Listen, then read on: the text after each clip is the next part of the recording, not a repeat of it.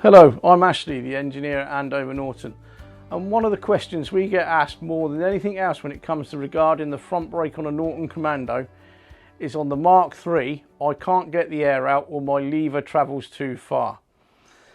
Compared to the pre-Mark III, the question is so far more common, it's most probably about 20 to 1.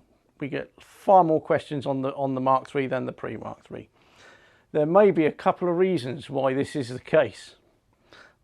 When we look at the caliper, the standard caliper was designed to fit the pre-Mark III. As you can see, when it's sat on a pre-Mark III, it will be like this. So when you fill it with brake fluid, the air would easily escape via the bleed nipple. When you fit it to a Mark III and tip it like this, the air has a pocket it can now get trapped in because it can't make its way up to and sit behind the bleed nipple. So of course we've now got to get rid of this air.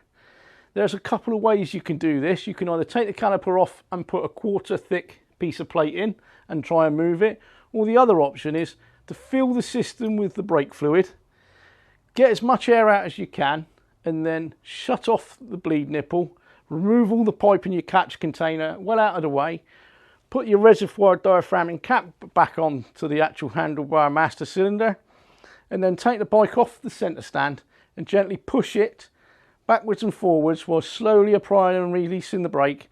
Lean it one way and just gently lean it the other. It doesn't need to be much, just a very slight lean. And that should encourage the air to escape from this chamber up the escape route and sit underneath the bleed nipple itself. After a few days, when you've actually got a lever you can use and a brake that's actually functionable, after a few days, gently bleed the brake again.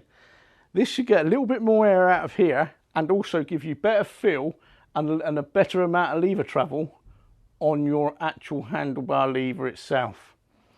That's one of the problems, I believe, on the Mark III that causes so many of the questions that we do get. Now, the other thing we get a question of is what brake fluid to use. I use .4 because it's cheap and cheerful and readily available and actually pretty good stuff for what we need. You can use other brake fluids, it doesn't matter. But you've got to remember that if you use a certain type of brake fluid and you go to mix it with another type of brake fluid, not all of them are compatible. About 5 years ago, I had a customer say that the seals we sent him are incorrect because they're swollen up to about a third over the size they should be. When I asked him what fluid he was using a container with .4 compatible fluid written on it. Nowhere on the container that I managed to get off him did it say whether it was .3, .4, .5, whatever. There was nothing at all other than .4 compatible. Personally, I just think it was some old fluid that was found kicking around a factory in the UK somewhere. Any questions? Feel free to contact myself or Simon, or drop us an email on the technical line via the website.